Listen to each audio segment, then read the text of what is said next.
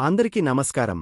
శ్రమకు, క్రమశిక్షణకు, సహనానికి మారుపేరైన మకరరాశి యోధులారా, గత 7.5 సంవత్సరాల సుదీర్ఘమైన అగ్నిపరీక్ష నుండి బయటపడి ఇప్పుడిప్పుడే ఊపిరి పీల్చుకుంటున్న మీకు నా ఆత్మీయ అభినందనలు. మీరు పడిన కష్టాలు, భరించిన అవమానాలు, కార్చిన కన్నీళ్లు మిమ్మల్ని ఒక ఉక్కు మనిషిగా మార్చాయి. ఇప్పుడు మీ జీవితం ఒక కొత్త పుంతలు తొక్కబోతోంది. ఈ నేపథ్యంలో రాబోయే 3 రోజులు అంటే జూలై 14, 15, 16 తేదీలలో గ్రహాల సంచారం మీ జీవితాన్ని ఎలా ప్రభావితం చేయబోతోందో ఒక స్నేహితుడిగా, మీకు ధైర్యాన్నిచ్చే మార్గదర్శిగా నేను వివరిస్తాను. ఇది జాతకంలా కాకుండా మీతో నేను నేరుగా మాట్లాడుతున్నట్టుగా భావించండి. వీడియో ఎక్కడ స్కిప్ చేయొద్దండి. చివరి వరకు చూస్తేనే అసలు మీకు ఎటువంటి అదృష్టం పట్టబోతోంది అని చెప్పి కూడా పూర్తిగా అర్థమవుతుంది. వీడియోలోకి వెళ్లే ముందు మా చిన్న రిక్వెస్ట్ ఏంటంటే, ఇంతకుముందు మా ఛానల్ మీరు సబ్స్క్రైబ్ చేసుకోకపోతే సబ్స్క్రైబ్ చేసుకోండి. అలాగే గంట సింబల్ని క్లిక్ చేయండి. అప్పుడే మీకు మా వీడియోలు నోటిఫికేషన్లో వస్తాయి. అలాగే జై శ్రీకృష్ణ అని కామెంట్ చేయండి. ఈ రోజు మనం మకర రాశి గురించి, మీ జీవిత ప్రయాణం గురించి, ముఖ్యంగా గడిచిన 8 సంవత్సరాల అగ్నిపరీక్ష గురించి మాట్లాడుకుందాం. ఇది కేవలం జ్యోతిష్యం కాదు. మీ గుండెల్లో పేరుకుపోయిన భారాన్ని దించి, మీ భుజం తట్టి, మీరు ఒంటరి కాదు, మీరు పడిన కష్టానికి అర్థముంది అని చెప్పే ఒక ఆత్మీయ సంభాషణ. ఈ రోజు మనం ఒక సాధారణ సంభాషణ జరపడం లేదు.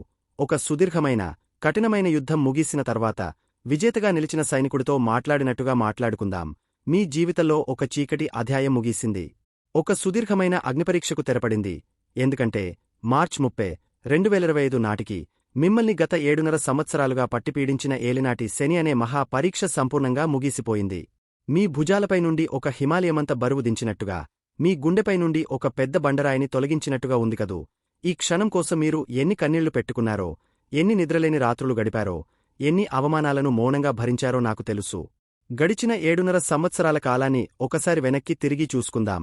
ఇది మిమ్మల్ని నాశనం చేయడానికి వచ్చిన కాలం కాదు. ఇది మిమ్మల్ని పునర్నిర్మించడానికి, ఒక వజ్రంలా చెక్కడానికి వచ్చిన ఒక కఠినమైన గురుకులం. మీ రాశ్యాధిపతి అయిన శనిదేవుడే మీకు కఠినమైన గురువుగా మారి ఈ పరీక్షను పెట్టాడు. మొదటి దశలో శని మీ 12వ ఇంట్లో ఉన్నప్పుడు మీ జీవితం అల్లకల్లోలంగా మారింది. చేతిలో డబ్బు నిలవలేదు, అనవసర ఖర్చులు, అనారోగ్య సమస్యలు, మానసిక ప్రశాంతత కరువైంది. ఎవరిని నమ్మాలో, ఎవరిని నమ్మకూడదో తెలియని గందరగోళం. మీ వెనుక ఎన్నో కుట్రలు జరిగాయి. ఆ తర్వాత వచ్చిన రెండో దశ, అంటే శని మీ రాశిలోనే సంచరించిన కాలం, ఈ అగ్నిపరీక్షకు పరాకాష్ట. మీ ఉనికికే ప్రమాదం వచ్చినట్టు, మీ వ్యక్తిత్వం మీద మీకే అనుమానం కలిగినట్టు భావించారు. నేను దేనికి పనికిరానా, నా జీవితం ఇంతేనా అనే నిరాశ మిమ్మల్ని అగాధంలోకి నెట్టివేసింది. మీ ఆరోగ్యం దెబ్బతింది. మీరు చేయని తప్పులకు కూడా నిందలు మోశారు. సొంతవాళ్లే మిమ్మల్ని అపార్థం చేసుకున్నారు, దూరం పెట్టారు. మీరు ఎంత కష్టపడినా, ఎంత నిజాయితీగా ఉన్నా ఎవరూ గుర్తించలేదు. మీ శ్రమకు ఫలితం జీరోలాగా కనిపించింది. ప్రతిరోజూ ఒక యుద్ధంలా, ప్రతి క్షణం ఒక నరకంలా గడిచింది. ఇక చివరి దశలో శని మీ రెండో ఇంట్లో ఉన్నప్పుడు మీ పోరాటం కుటుంబం, డబ్బు చుట్టూ తిరిగింది. కుటుంబంలో కలహాలు, మీ మాటకు విలువ లేకపోవడం, ఆర్థికంగా నిలదొక్కుకోలేకపోవడం వంటివి మిమ్మల్ని మరింత కుంగదీశాయి. ఇన్నాళ్లు మీరు నేర్చుకున్న పాఠాలను ఆచరణలో పెట్టే చివరి పరీక్ష ఇది. మిత్రులారా, ఈ 7.5 సంవత్సరాల నరకం ఎందుకు అని మీరు ప్రశ్నించుకోవచ్చు. ఒక బంగారాన్ని అగ్నిలో కాల్చి మలినాలను తీసేసినప్పుడే దాని విలువ పెరుగుతుంది. ఒక వజ్రాన్ని సానబెట్టినప్పుడే దాని ప్రకాశం బయటపడుతుంది. అలాగే శనిదేవుడు మీలోని అహాన్ని, బలహీనతలను, అనవసరమైన బంధాలను, మొండితనాన్ని కాల్చివేసి మిమ్మల్ని ఒక స్వచ్ఛమైన, దృఢమైన, అనుభవజ్ఞుడైన యోధుడిగా తయారుచేశాడు. మీరు ఇప్పుడు సామాన్యులు కాదు. మీరు జీవితం అనే విశ్వవిద్యాలయంలో పట్టభద్రులైనవారు. ప్రపంచంలో ఏ కష్టాన్నైనా తట్టుకోగల ధైర్యాన్ని, ఎలాంటి పరిస్థితినైనా ఎదుర్కోగల స్థితప్రజ్ఞతను మీకు బహుమతిగా ఇచ్చాడు. ఇప్పుడు ఈ పరీక్ష ముగిసింది. ఇకపై మీ జీవితం ఎలా ఉండబోతోంది? మీ అసలు జీవితం ఇప్పుడే మొదలు కాబోతోంది. మీరు పడిన ప్రతి కష్టానికి, కార్చిన ప్రతి కన్నీటి బొట్టుకు, భరించిన ప్రతి అవమానానికి వడ్డీతో సహా ఫలితాన్ని అందుకునే సమయం ఆసనమైంది. మీ జీవితకాల స్వభావం, మీరు ఎదుర్కొనే సవాళ్లు, మీకు లభించే అవకాశాల గురించి ఇప్పుడు ఈ కొత్త వెలుగులో చూద్దాం. మీరు పుట్టుకతోనే శ్రమజీవులు. క్రమశిక్షణ మీ రక్తంలోనే ఉంది. మీరు ఎక్కువగా మాట్లాడరు. మీ పనే మీ గురించి మాట్లాడుతుంది. మీరు గాలిలో మేడలు కట్టరు, రాతి పునాదులతో తరతరాలు నిలిచే కోటలను నిర్మిస్తారు. అయితే జీవితంలో మీకు ఏదీ సులభంగా రాదు. ప్రతిదీ ఆలస్యంగా, చాలా కష్టపడిన తర్వాతే వస్తుంది. ఇదే కొన్నిసార్లు మీలో నిరాశను, నిస్పృహను నింపుతుంది. నాకే ఎందుకిలా జరుగుతోంది అనే ప్రతికూల ఆలోచనలు మిమ్మల్ని వెంటాడుతాయి. ఇది మీ జీవితంలో మీరు ఎదుర్కొనే అతిపెద్ద అంతర్గత పోరాటం.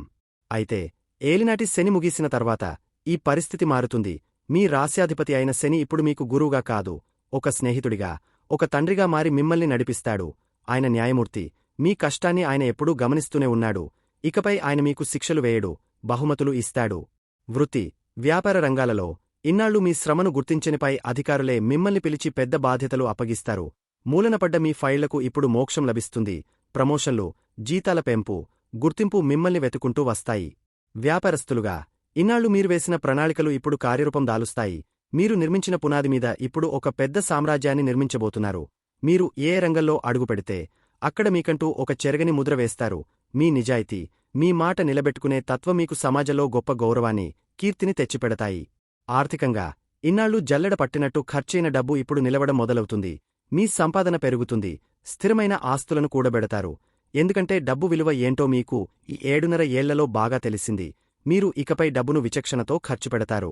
కుటుంబ జీవితంలో మిమ్మల్ని అపార్థం చేసుకున్నవారే ఇప్పుడు మీ గొప్పతనాన్ని తెలుసుకుంటారు. మీ మాటకు విలువ పెరుగుతుంది. కుటుంబానికి మీరే ఒక ఆధారస్తంభంగా, ఒక పెద్ద దిక్కుగా మారతారు. మీ సలహా కోసం అందరూ ఎదురుచూస్తారు. వివాహ సంబంధాలు మెరుగుపడతాయి. ప్రశాంతత మీ ఇంట్లో అడుగుపెడుతుంది. ఆరోగ్యం విషయంలో ఇన్నాళ్లు మిమ్మల్ని పట్టి పీడించిన మానసిక ఒత్తిడి, శారీరక రుగ్మతలు మెల్లగా దూరమవుతాయి. మీలో ఒక కొత్త ఉత్సాహం, శక్తి వస్తాయి. మిత్రులారా, మీకు జీవితంలో ఎదురయ్యే అతిపెద్ద సవాలు మీలోని ప్రతికూల ఆలోచనా విధానమే. గతాన్ని పట్టుకుని వేలాడటం, భవిష్యత్తు గురించి అతిగా ఆందోళన చెందటం మానేయండి. మీరు గడిచిన కాలాన్ని ఒక గుణపాఠంగా మాత్రమే చూడండి, ఒక శిక్షగా కాదు. మీలోని మొండితనాన్ని తగ్గించుకుని కొంచెం సరళంగా ఉండటం నేర్చుకోండి. మీ భావాలను మీలోనే దాచుకోకుండా మీ ఆత్మీయులతో పంచుకోండి. ఇక మీకు లభించే అవకాశాల విషయానికి వస్తే, మీరు సామాన్యులుగా మిగిలిపోవడానికి పుట్టలేదు. మీరు ఒక సామ్రాజ్యాన్ని నిర్మించడానికి పుట్టారు. మీ ఓర్పు, మీ క్రమశిక్షణ, మీ అంకితభావం మీకు అద్భుతమైన అవకాశాలను తెచ్చిపెడతాయి. జీవితంలో 35 నుంచి 40 వరకు సంవత్సరాలు దాటిన తర్వాత మీ అసలైన విజయ ప్రస్థానం మొదలవుతుంది. అప్పటివరకు మీరు పడిన కష్టమంతా మీరు నిర్మించబోయే పెద్ద భవనానికి పునాది మాత్రమే. మీరు అద్భుతమైన నిర్వాహకులుగా, నాయకులుగా, ఉన్నతాధికారులుగా రాణిస్తారు. మీరు ఏ రంగంలో అడుగుపెడితే అక్కడ మీకంటూ ఒక చెరగని ముద్ర వేస్తారు. మీరు కట్టేది ఇసుక గూళ్లు కాదు, తరతరాలు నిలిచే రాతికోటలు. మీ నిజాయితీ, మీ మాట నిలబెట్టుకునే తత్వం మీకు సమాజంలో గొప్ప గౌరవాన్ని, కీర్తిని తెచ్చిపెడతాయి.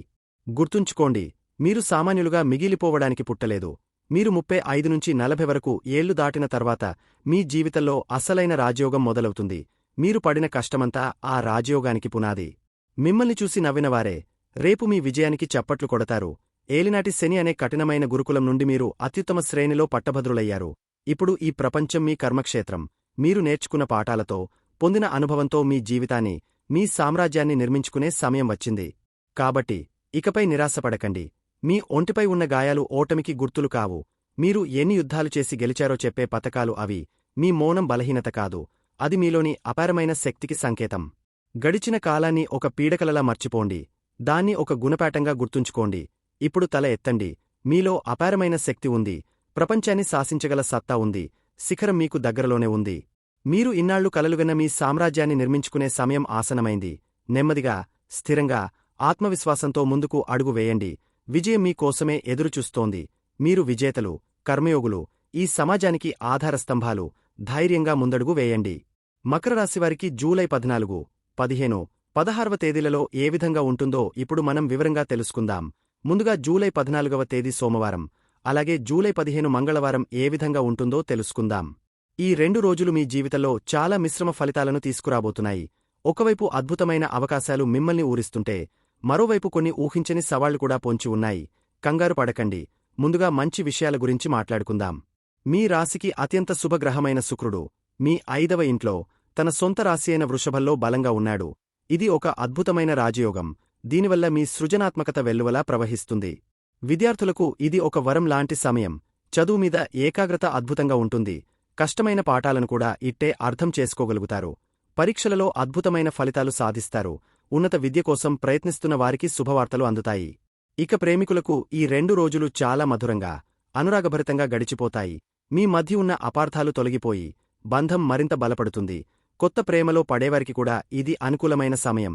వివాహితులకు తమ పిల్లల నుండి శుభవార్తలు వింటారు. వారి ఎదుగుదల, వారి విజయాలు మీకు చెప్పలేనంత ఆనందాన్ని ఇస్తాయి. సంతానం కోసం ఎదురుచూస్తున్న వారికి కూడా మంచి వార్తలు అందే అవకాశముంది. ఉద్యోగస్తులు, వ్యాపారస్తులు తమ సృజనాత్మక ఆలోచనలతో అందరినీ ఆకట్టుకుంటారు. మీ పనిలో ఒక కొత్తదనాన్ని ప్రదర్శించి పై అధికారుల నుండి, సమాజం నుండి ప్రశంసలు పొందుతారు. అయితే నాణెనికి మరోవైపు ఉన్నట్టు మనం కొన్ని జాగ్రత్తలు కూడా తీసుకోవాలి. చంద్రుడు, రాహువు కలిసి మీ 2వ ఇంట్లో, అంటే ధన, కుటుంబ స్థానంలో ఉన్నారు. దీనివల్ల మీ మాటలో కొంచెం కఠినత్వం పెరగవచ్చు. మీరు సరదాగా అన్న మాట కూడా ఎదుటివారిని గాయపరిచే అవకాశముంది. కనుక ముఖ్యంగా మీ కుటుంబ సభ్యులతో మాట్లాడేటప్పుడు చాలా ఓపికగా, ప్రేమగా ఉండటానికి ప్రయత్నించండి. మాట జారితే అనవసరమైన గొడవలు, మనస్పర్ధలు తలెత్తవచ్చు. ఆర్థికంగా డబ్బు చేతికి అందినా అది వచ్చినంత వేగంగా ఖర్చయిపోయే ప్రమాదముంది. రాహువు మాయల మరాఠీ కనుక మిమ్మల్ని అనవసరమైన, విలాసవంతమైన ఖర్చుల వైపు ప్రోత్సహిస్తాడు. ఆన్లైన్ షాపింగ్ లేదా ఇతరులకు హామీలు ఉండటం వంటి విషయాలలో చాలా జాగ్రత్తగా ఉండండి. డబ్బు విషయంలో ఎవరిని గుడ్డిగా నమ్మవద్దు. ఇక ఉద్యోగస్తుల విషయానికి వస్తే, మీ 6వ ఇంట్లో గురువు, సూర్యుడు కలిసి ఉన్నారు. ఇది మీకు శత్రువులపై, పోటీదారులపై విజయాన్ని అందిస్తుంది. మీ పనిలో మీకు ఎదురవుతున్న ఆటంకాలు తొలగిపోతాయి. కోర్టు కేసులలో లేదా వివాదాలలో మీకు అనుకూలమైన ఫలితాలు వస్తాయి. మీ పనితీరుతో మీ ప్రత్యర్థుల నోరు మూయిస్తారు. అయితే ఇదే సమయంలో సహోద్యోగులతో చిన్న చిన్న విభేదాలు లేదా అహంకారంతో కూడిన వాదనలు జరిగే అవకాశముంది. ప్రశాంతంగా ఉండటం చాలా ముఖ్యం. వ్యాపారస్తులు కూడా తమ పోటీదారుల మీద పైచేయి సాధిస్తారు. కాని కొత్త అప్పులు చేయడానికి లేదా రుణాలు తీసుకోవడానికి ఇది సరైన సమయం కాదు. ఇప్పుడు మనం అత్యంత జాగ్రత్తగా ఉండాల్సిన విషయం గురించి మాట్లాడుకుందాం. మీ 8వ ఇంట్లో కుజుడు, కేతువు కలిసి ఉన్నారు. 8వ ఇల్లు అంటే ఆకస్మిక సంఘటనలు, ప్రమాదాలు, అవమానాలు, రహస్య శత్రువులకు సంబంధించినది. కుజుడు, కేతువు ఇద్దరు అగ్ని తత్వగ్రహాలు. వీరి కలయిక ఆ ఇంట్లో ఒక అగ్నిపర్వతంలా ఉంటుంది. అందువల్ల ఈ 2 రోజులు మీరు చాలా అప్రమత్తంగా ఉండాలి. వాహనాలు నడిపేటప్పుడు అత్యంత జాగ్రత్త అవసరం. వేగాన్ని అదుపులో ఉంచుకోండి. అనవసర ప్రయాణాలను వాయిదా వేసుకోవడం ఉత్తమం. కోపం, ఆవేశానికి అస్సలు చోటివ్వకండి.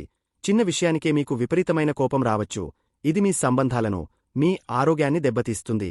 మీ అత్తమామలతో సంబంధాలు దెబ్బతినే అవకాశముంది. వారితో వాదనలకు దిగవద్దు. ఆరోగ్యం విషయంలో జ్వరం, రక్తానికి సంబంధించిన సమస్యలు, చిన్న చిన్న గాయాలు అయ్యే ప్రమాదముంది. పాత ఆరోగ్య సమస్యలు ఉన్నవారు మరింత జాగ్రత్తగా ఉండాలి. మొత్తమీద ఈ 2 రోజులు ఒక కత్తిమీద సాము లాంటివి. ఒకవైపు ప్రేమ, సృజనాత్మకత, పిల్లల నుండి ఆనందం వంటి అద్భుతమైన అవకాశాలుంటే, మరోవైపు మాటల వల్ల గొడవలు, ఆర్థిక నష్టాలు, ఆకస్మిక ప్రమాదాల రూపంలో సవాళ్లు పొంచి ఉన్నాయి. మీ రాస్యాధిపతి శని మీ 3వ ఇంట్లో ఉండి మీకు ధైర్యాన్ని, వివేకాన్ని ఇస్తున్నాడు. కనుక మీరు ఈ సవాళ్లను ధైర్యంగా ఎదుర్కోగలరు. ప్రశాంతంగా, ఓపికగా ముందుచూపుతో వ్యవహరిస్తే మీరు ఈ 2 రోజులను మీకు అనుకూలంగా మార్చుకోగలరు.